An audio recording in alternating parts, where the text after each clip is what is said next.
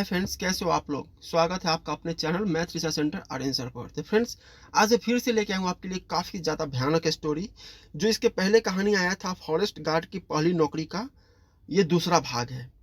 ठीक है, तो चलिए कहानी को शुरू करते हैं। मैंने जैसे ही घूम के उस लड़की की तरफ देखा तो मानो मुझे ऐसा लगने लगा जैसे मेरा दिल अभी छाती फाड़कर बाहर आ जाएगा, क्योंकि जैसे ही मैंने उस लड़की की तरफ देखा वैसे ही मेरे दिल की धड़कन अपनी दुगुनी रफ्तार में चलने लगी, क्योंकि मैंने देखा उस लड़की का चेहरा अब एकदम भयानक सा हो गया था। उसका मुंह पूरा सफेद जगह जगह से फटा हुआ था और उसके पूरे शरीर में चोट लगी हुई थी, जिसमें से खून निकल रहा था। मैं उस लड़की को खड़े खड़े डरते हुए देख ही रहा था। तभी मुझे ऐसा लगा जैसे किसी ने मेरे कंधे पर पीछे से हाथ रख दिया हो।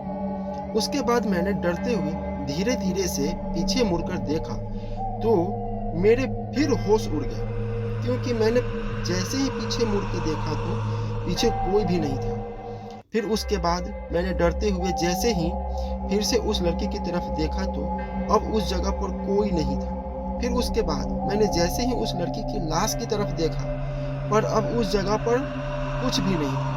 मैं खड़े खड़े बस यही सोच रहा था कि ऐसा कैसे हो सकता है, क्योंकि अभी थोड़ी ही देर पहले उस लड़की की लाश यहीं पर थी और थोड़ा उधर वो लड़की भी बैठी हुई थी, पर अब वहाँ कोई नहीं था। फिर उसके बाद मैंने वहाँ बिना समय गंवाए तुरंत अपने कमरे की ओर भागने लगा। तभी मैं भागते भागते एकदम से रुक गया, क्योंकि मैंने जैसे ही भागना शुरू करा था वैसे ही उस लड़की के हंसने की आवाज पूरे जंगल में गूंजने लगी।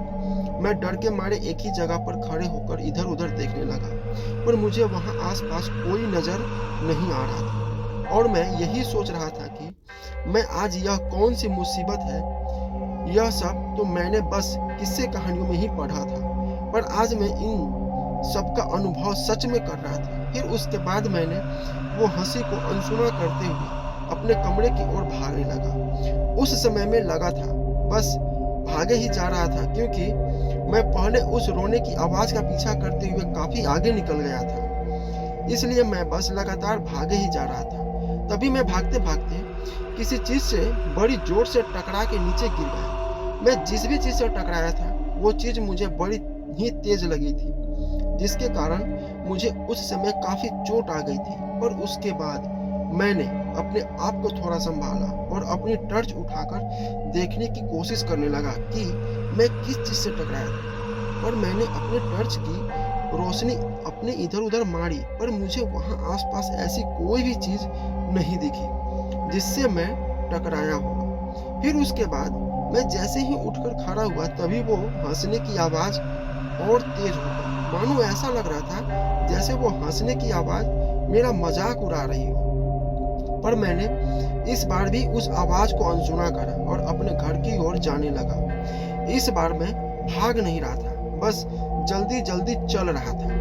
पर मैं जैसे ही अपने घर के पास पहुंचा तो जो मैंने देखा उसे देख के मेरे हाथ पैर डर से और कांपने लगा। डरा हुआ तो मैं पहले से ही था, पर जो मैंने अभी देखा उसे देखकर तो मेरे डर से पसीने निकलने लगे, क्योंकि मैंने देखा मेरे घर के गेट के पास वही लड़की बैठी, कभी हंस रही थी तो कभी वो रो रही थी। तभी मैंने डरते हुए ही वहीं से खड़े खड़े कहा, कौन हो तुम?" मेरे इतना बोलने के बाद ही उस लड़की ने अपना चेहरा ऊपर करा और अपनी जगह से खड़ी हुई और अपनी डरावनी आवाज में कहा, "मदद कर दो।" फिर मुझे लगा शायद इसे किसी मदद की जरूरत है, इसलिए फिर मैंने कहा, "कैसी मदद?" मेरे इतना बोलने के बाद ही उस लड़की ने अपने हाथ से इशारा करा और कहा, वो जिस तरफ उसने अपने हाथ से इशारा करा था, मैंने जैसे ही उस तरफ देखा तो इस बार भी वहां उसी लड़की की लाश पड़ी हुई थी।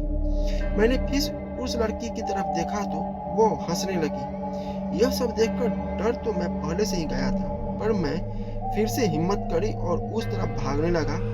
उसी जगह वन विभाग की चौकी थी। मैं लगातार उस जंगल में भागे चला जा रहा था और यही सोच रहा था आखिर वो है कौन जो मुझे इतनी देर से परेशान कर रही है। पर तभी मैं भागते भागते फिर से रुक गया। क्योंकि मैंने देखा वो लड़की अब मेरे आगे से चली आ रही थी। मैं डरा हुआ तो जरूर था, पर मैंने उस समय हार नहीं मानी थी।